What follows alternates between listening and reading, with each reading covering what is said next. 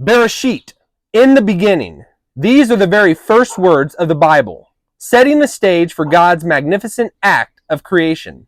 In the beginning, God created the heavens and the earth. Imagine the vast expanse of the universe coming into being, the intricate details of nature crafted with purpose, and the very breath of life infused into humanity, all by the hand of the Almighty. From the majestic mountains to the delicate petals of a flower, from the endless stars in the night sky to the deepest depths of the ocean, everything around us is a testament to His boundless creativity and wisdom. As we sip our coffee this morning, let's not only dive into the wonders of creation, but also reflect on what it means for us. Made in the image of God, we too are creators in our own right. We shape our world with our thoughts, our words, and our actions, reflecting the divine spark within us. Let's explore how embracing our creative nature can bring us closer to Him and fulfill our purpose in His grand design. So, are you ready? Let's go!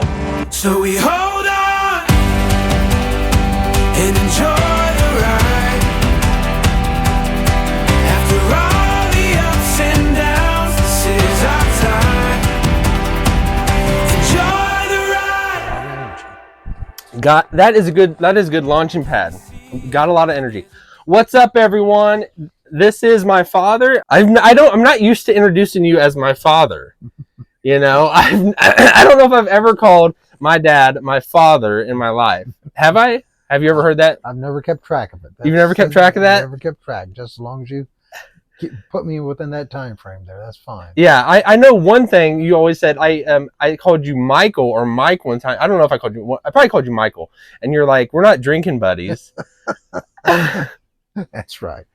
And as a young age, I learned that you don't call adults, if you're a kid, by their name, because even like people that you're familiar with, you know, and like I remember at church just calling somebody, like, I don't even know who it was, probably don't even want to say their name, but I said, like, I think it probably came off disrespectful, because even though I was close to them, like, or they're like family friends, but I just saying their name and they're adult, like, it can almost sound disrespectful as a child. I don't know. It can when you're that age. I mean, of course, younger, but certainly now you're well within the. Yeah. But it would seem strange if you called me by my first name or whatever. It's just I'm just used to father, dad, whatever in that range right there. Yeah. So. Definitely. Well, this is my father, and we're getting today we are going to talk about God as the creator, and it is fitting that we have the backdrop of God's handiwork right here set before us. Every day, God's invisible attributes, His divine nature, are clearly seen by the things that He has made. He has made this. This is not by chance. This is not evolution and its outcome effects. This is what He has presented, what He has made for all of humanity to enjoy. Now, of course, this is the fallen version. This version that we see out in the world. This is a fallen, cursed world because of the sin that Adam and Eve committed, and we have just been the byproducts and the outcome of what happened by their sin, and that we are their children. We're descended from them. But even though if this world is fallen by sin and cursed and all that, it is still beautiful. You go to the mountains, you go see the mountains, you go see like the beautiful handiwork that God has made. It is still glorious and amazing.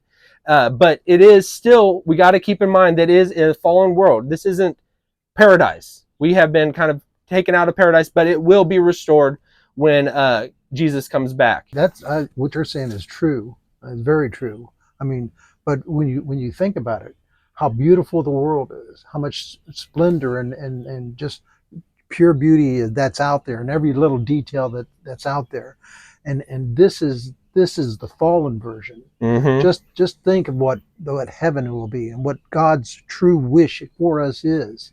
If this is the fallen version, this only gives you more hope of what can come. Yeah. Oh yeah. Because I mean, like I do struggle with that. Like, because a lot of times you go to work and you work your life, and like you're trying to make a living and things, but you have to kind of take it back to the Garden of Eden. And when Adam and Eve, when they fell and they sinned, God said, "Cursed is the ground. From it you will toil and labor."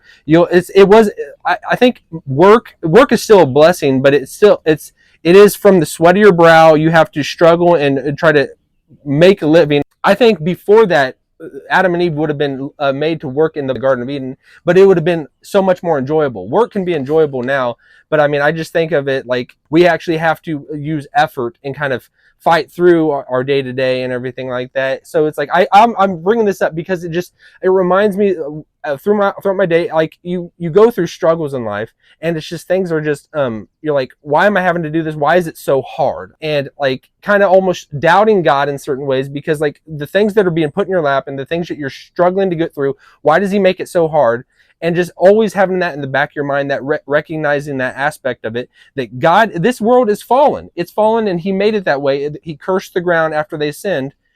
So that, I guess, keeping it in perspective, I guess that's the point I'm trying to get. But And also the important point is, as you say, when you focus on work, when you focus on other things around you, sometimes you have a tendency, if you do too much focus on that, you have a tendency of forgetting God. mm-hmm. And you also constantly have to remind yourself that God is a part of you. He's through you and he's directing you. And it's your instinct to sometimes kind of pull away and just focus on what you want to focus on. Mm-hmm. And that's what God Yeah. tries to do. He wants to remind you that you're his children, and that's the important thing. And that service brings so much joy to you, and as it brings to him as well then too. Oh yeah, definitely.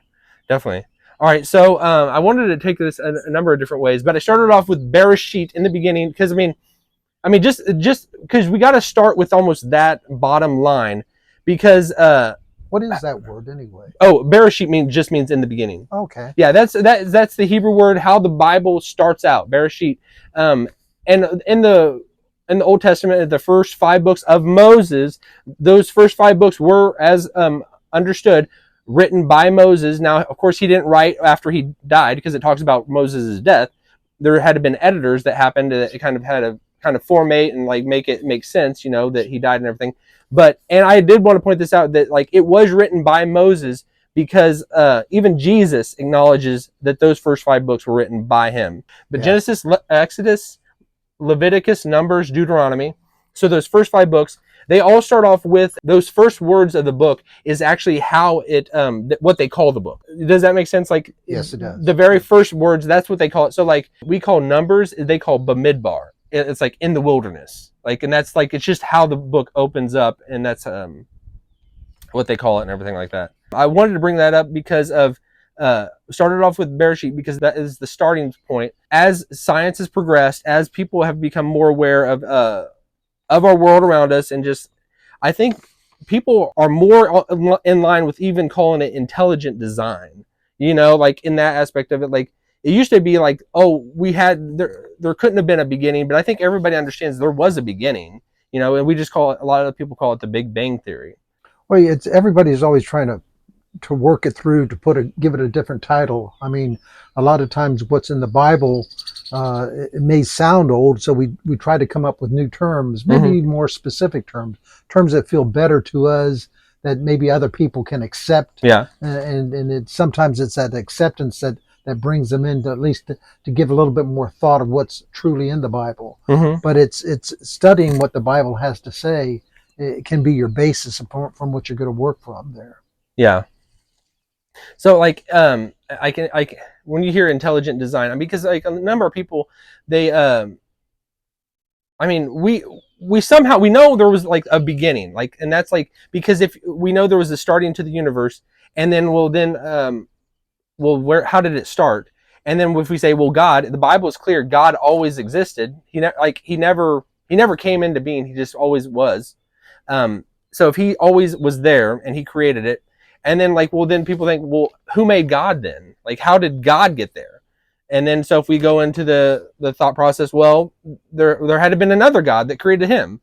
But I don't know, like, I just think that in general, people understand like basically how intricate that this universe is put together, how vast like the stars are, and how amazing, like you just look up into the heavens, you see like it's ginormous, it's huge, and it's like, and it goes, there's like almost an infinite depth of how far it can go up. But also there's also, if you look into like our cells, and how, like, if we break it down to how intricate we are put together, it's almost like there's almost that aspect of it. It's almost infinite out and an infinite in, like in reverse. What did you think of God growing up in your life? Did you think like that there was did you get opposition to God? Did you like have to come to belief in God like at a certain point, or like kind of? I when I grew up, I always have had a strong belief in God. Mm-hmm. But I knew one thing, that I was never smart enough to understand God.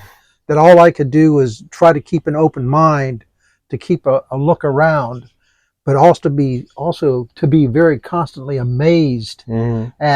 at what God has created. Mm-hmm. It's uh, I, but I've always known that I just don't understand. But just that understanding doesn't throw me off. It doesn't mean, it doesn't discourage me. It doesn't have me doubt myself or have my doubts in God, because all I can do, it's always a wonderment to me to look around and to know that God in so many forms and fashion is reaching out to you, Mm-hmm. and in reaching out to you, it's a form of communication. And too many people, at least I've always had the belief that they have to be almost like the proverbial spoken to with clear words. But I Mm-hmm. know that the human language is so simple and so unable to be able to express what God is really trying to say to you. So most of the time you're just trying to reach out there and try to listen, and by listening you hear what's around you. You hear what people are saying to you, not just people, but nature, Mm-hmm. and by that God is speaking to you in so many forms and fashions, and not to just ignore anything, to be buried within yourself. Mm-hmm. That's what I've always tried to stay away from. Yeah. And because you hear about like people like you and when you're out in the like I'd say wilderness or woods or just in nature in general, you can feel that a lot more closeness to God, as opposed to if you're in your house or in a building and you're just kind of just working through your day to day, and all you do is see the screen that's in front of your face, and like we just kind of get absorbed. I think Satan has done a wonderful job at distracting us and putting things on our plates, keeping us busy so that we don't look up, we don't look around and just see the amazing creation that God has made. You know, I don't. That's kind of like. Well, I mean, that's an act of Satan that's trying to do that. He's trying to Mm-hmm. distract you. But unfortunately, that's also not just a part of Satan. It's yourself Oh yeah, sometimes. yeah, It's you being distracted. It's you having your own self-interests. It's you trying to think of what your own soul desires are. yeah, But it's the key is to always keep an open mind. Always try to know that something more than you is out there, yeah, and that something is God. yeah. That's a good point. Like, cause like well, the devil made me do it. The devil made me do it, and that's why I did that bad thing or whatever. But it's like it's not like that. Satan can entice us, the demons and all that kind of stuff. But our fallen flesh, we even when we become a Christian, the Bible is clear about this. Our fallen flesh has been killed. It's been mortified, but it's almost still lingering. It's like almost daily we have to put to death the old man that just is going to linger and hang around with us until the day we die. So we're always going to, even though we're Christians and we want to grow in our sanctification, we're still going to have that fallen sinful nature that just like hangs around with us. I did want to kind of just talk about like because I know we bounced around a couple of things, but I wanted to go back to so just intelligent design in general, you know, like because that is like we understand that this world like that we're in, it's like is it like there's different philosophies, like is this all just a simulation that we've just I mean, because you can't like you couldn't prove to someone that the last 20 years of their life wasn't just uploaded into their mind at that moment, and now they're just experiencing it. They just think, oh, that was just, and they have no idea, but they're really that never actually happened, kind of thing.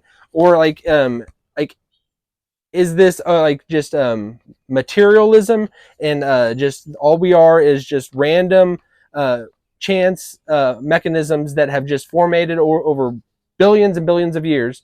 I think just this, the intelligent design, I think even the scientific community has kind of come to the point where they understand that, at least the way I'm getting it, like, or what do you think? Is the scientific community like, I just hear that really smart people that out there that like they understand that there is a God. Even if they don't believe in the God of the Bible, they understand there's something, there's intelligent design, whether we are created by aliens and spacecraft, there's something higher force that is out there that is kind of watching us, there's, I don't know, what do you think? Well, I mean, I think what science tries to do is it's trying to find and pose questions and trying to find out, be it within whatever science there is and whatever type of science there is, it's trying to find an answer to it. Sometimes the particular scientist has no other interest other than what they are focusing on right there. Mm-hmm. And they're not trying to find an answer to everything. They're just trying to find an answer to the one specific thing that they have. And science does that by its ritual of a certain way to pose questions, to resolve answers, and the way it seeks those answers there. Yeah. But some scientists take a broader view, and some scientists, there's a number of scientists that continue to have a strong belief in God because they know one thing: they don't understand everything. Yeah. That there's so much out there that they in their specific, looking at a specific area, can't understand everything, and so they try to find an answer. But I know that there's a large number of scientists that do have a specific or a deep held belief in God. Yeah. And that's I think just trying to seek answers and ask God questions there. Yeah. I think I've heard that no matter scientists can climb over the highest mountains, they can climb through the deepest terrain and struggle through to try to find how did we get here and all that, and try to put it together through science and everything like that. But as they reach the toppest mountaintop, they'll get up there and they'll climb over that last ledge, and they'll get up there and they'll see all the theologians up there and philosophers, because basically it's almost like science can only take us so far. Eventually you're going to get to that point where you're going to have to look up and above beyond what just can be tested in a test tube or something like that. I guess God has made it seems like so that we can't fully understand everything. We almost have to reach out in faith. I don't know. He could make it absolutely clear that he's could speak from the heavens right now. As I say, God, he could just speak from the heavens and everything like that. But he, in the Bible, has said that he has, and when he declared that Jesus is his son, he actually spoke from the heavens. But then there was people around him, and the people around him were like, "Oh, it was just thundering. It was just noise or whatever." But there were people that actually it really did. They understood. And I think there always is that divide, no matter with anybody that's posed with something of faith and trusting in God. The people that are skeptics are going to rationalize it and explain it away one way or the other. Well, it's always people reaching out there to find an answer. Uh-huh. And sometimes if they find something that appears to be the answer, they'll say that is the answer. Uh-huh. But too often when they say that is the answer, they have a tendency of just forgetting that they really haven't discovered it. Yeah. Or if they've discovered a part of it, that's what it is only a small part of it or whatever. God's wisdom is so great that, and most times he's just letting us find our ways. And I think that's what God's plan is for us to continue to seek and to reach out. And I think that's what he truly loves about the people that he's created, is that constant search and that constant reaching out. Mm-hmm. He didn't create robots. Yeah, he could have if he wanted to. He didn't create just statues there that just could move around. He created something that ultimately, when it continues to strive and reach for him, that's what he's looking for in people, knowing that we're always going to constantly sin. Yeah. And his greatness is his willingness to forgive us. Yeah. And to frankly to be our Father. Yeah. To constantly lead us. Yeah. And to give us a true source and a true belief there. Yeah. And I wanted to kind of bring this up because, so when you were growing up, did you evolution, the theory of evolution has been around for a while. Were you ever tripped up by evolution, or I kind of that because I guess for me, like and I've had posted my testimony in previous videos and how I came to faith and everything like that. Well, I definitely did not believe the Bible at all. I thought it was a joke. People living almost 1,000 years old, and then like the whole question of dinosaurs, like if the dinosaurs are out there, like how does that all jive? It doesn't make sense. But like there is like an understanding of like an answer to all those questions that I had to work myself through. But did evolution or anything like that, or any of those types of things, did that ever trip you up, or did you ever have to struggle through that, or dinosaurs, or what do you even think about any of that stuff? I believe that God, all the different types of science there is, and how things are created, how molecules are put together, how the natural flow of things do things. That's God's plan. God put those in order. He's the one that set it to working, and he can make changes as he wants to. But but the changes that he makes are what we consider to be science. That's how I always always perceived it. I've really never had a doubt. Maybe because I didn't understand anything, or didn't understand a particular thing, or it seemed to contradict anything. It's simply because I felt that I frankly just didn't understand it yet. Yeah. And I always tried to keep an open mind, just to keep on listening and to try to work my way through it. And so I didn't really necessarily run into a lot of doubts. But a lot of that too is I've just been blessed. Yeah. I've just been blessed in my life, and I know that he has given me so much. But all I can do is just continue to be a servant there. Yeah. And there is that aspect, that difference of it, that some people grow up within in a closer proximity to people that have faith and have a trust in, like, have Jesus put in their life early, have the Bible put in their life early. I mean, I think we've just come so numb to it that we just expect it almost. Like we have. Well, a lot of times people, and this is perhaps where I haven't felt that, is I have certain tragedies or problems that strike them at particular times that raises them, and I recognize that in my life that I haven't had a number of those really severe tragedies, and it's those kind of tragedies that sometimes can call you into questioning things, just because, why did this happen, or how did this happen, or is there going to be a change in that? And I recognize that I've been blessed, that I haven't been confronted. I've had losses in my life. I've had my parents lost, and I've known people that I truly respect and love taken away. But true tragedies, which a lot of people confront nowadays, you can understand why there's doubts that occur, because they don't understand why it's happened. And so I recognize that there's a lot of things that I haven't maybe yet. Maybe that's the best. Yeah, you never know. You don't know if that you're going to be hit by it. All I can do is thank God with what I have, and then just keep myself to open and learning, and then just await whatever God path he wants to lead you there. But I think I can understand why people sometimes don't have their doubts, have their confusion, have their I just don't understand points in life there. Yeah. And I did, like, I know, because you've had a lot of life, and a lot of life that we, like, as your family, we haven't seen a lot of it, because you were in the military, and you travel around the world, you're all over the world.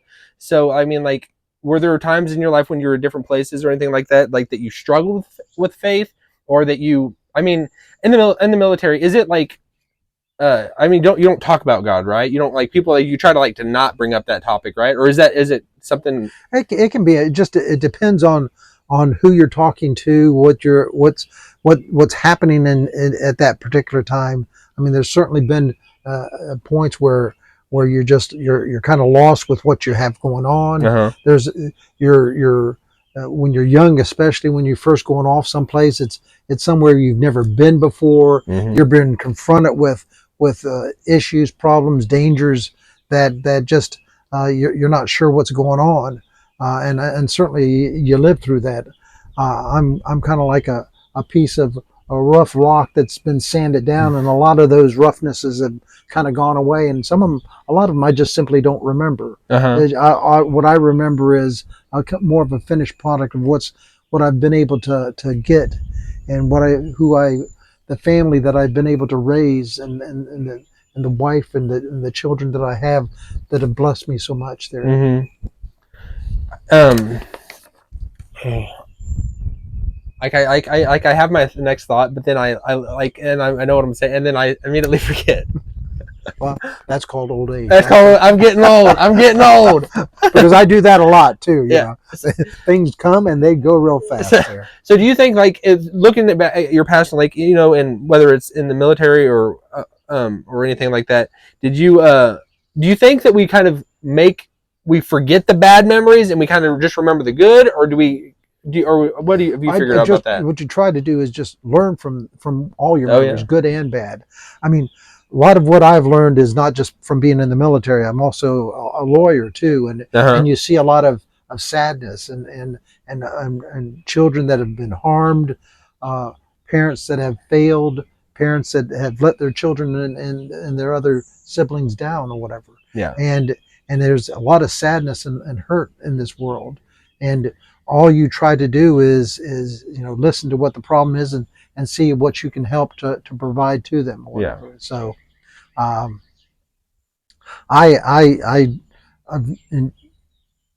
learned a lot, and at the same time know that I've got so much more to learn.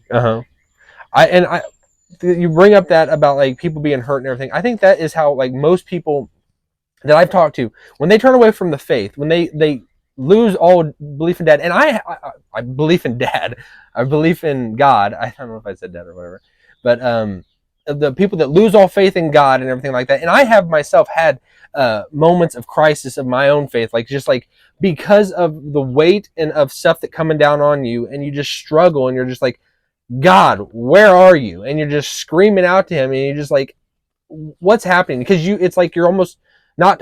It's like almost like he's not even there anymore. It's like he's almost out of the picture. You're only talking to the wall, and you don't feel his presence. And I think it's the reason I bring it up is just like the people that I've talked to that lose faith, that just walk away, and they're like, I can't believe that anymore.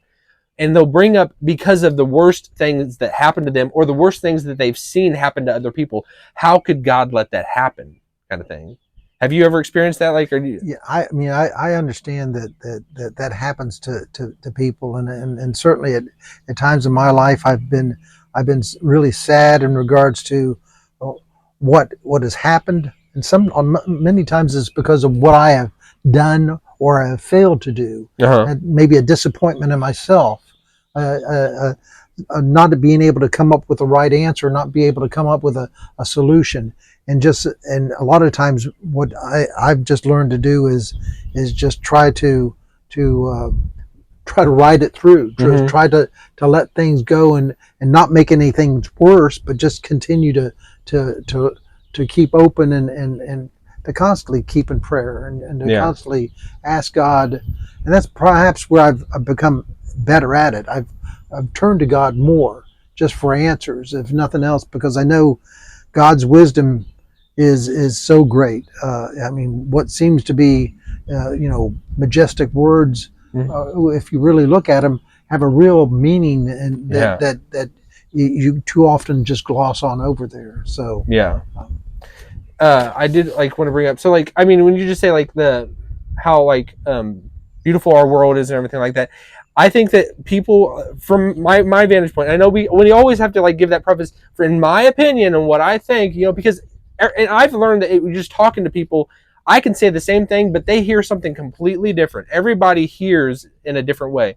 But I'm just thinking, like, in general, about, like, this world and what we, how high tech we have gotten, how much we have evolved in that aspect of it. Like, just the industry, like, we didn't always have, like, computers. The internet, like, came into being almost in our I mean, it was in the 90s, wasn't it? Like, but like, I just immediately think of Bill Maher, and I remember his movie Religulous, and just talking about, like, and, like, they are just almost making fun of this scene of, like, Jesus going to the cross and everything like that, and then it's almost, they change the viewpoint and they point up at, like, at an airplane, almost to, like, these stupid people, they still believe in this nonsense they haven't come to an understanding. Well, I mean, some people, what they try to do is they come up, they have their own self doubts, and you don't truly understand why a person is saying something, doing something, maybe expressing something, and sometimes what they say seems to make some sense, but all you can do is truly, keep on what you core believe in. And sometimes all you can do is just fall back to that, and let things flow around you as they're going around you. I mean, I especially when you're young, a young person is trying to find answers because they just simply don't have any experiences from which to go from there. And that's where you get a lot of self-doubts. But then older people have been just shaped by what's happened around them. And so they do have a lot of doubts, and they do have a lot of questions. And you certainly can't question or push away a person's feelings that they've experienced. All you can do is just, if you can give them a hand, you try to do that. Otherwise, you just keep on, with what you're able to do there. Yeah. So I mean, and with God as the creator, that's what we're talking about. That He, the Bible is just axiomatic, just like says it as it's just fact. It doesn't even like try to explain away like how. Well, it just starts it off. Well, in the beginning, God. It just starts it off with that. Like, it doesn't try to explain how He got there. It just it is just a matter of fact. Well, I'm really glad you were able to jump in and we'll talk about this. I know we got into a number of topics, a number of things we discussed, and we're going to go into more detail I'm sure we'll do this some other time, but I'm really thankful that you were able to join me, and hope you come back. Well, I've enjoyed it, and thank you for asking me to come. It's being able to be with you, and in a lot of ways I just say listen to you and even learn from you. As a father, it means a lot to me, and it just makes me feel how much more love and how much you you can perhaps help other people and present what's out there to other people out there. So thank you for inviting me, Dan. Yeah, thank you, Dad. Okay. All right. Take care. All right. Thanks everyone for hopping in, and we'll see you in the next episode. So we hold on and enjoy the ride. After all the ups and downs, this is our time. Enjoy the ride. Can you see it? There's a distance. Genesis or that. I'm probably going to introduce you as my father. Okay. This sounds just more, I don't know, more sophisticated. Do you have time? 7:30. 7:30. Okay, we're going to go. Just a little flower out there. Oh, yeah, that'd be good. That's good, Mom. Thank you. All right, we're going. We're rolling. Make sure the dog doesn't get Oh, it. yeah. Or, you know. Dad, I'm kind of a perfectionist. Okay. Perfectionist. I don't want to start before I don't want to be moving around. I make sure it's rolling. My goodness. Make sure I didn't hit a button. All right, it's going. It's going. We are live. All right. Maybe I'll just keep this. Hold this. Yeah. Okay, why do I get fidgety, Dad? We all get fidgety. Red leather, yellow leather. Okay. Here we go.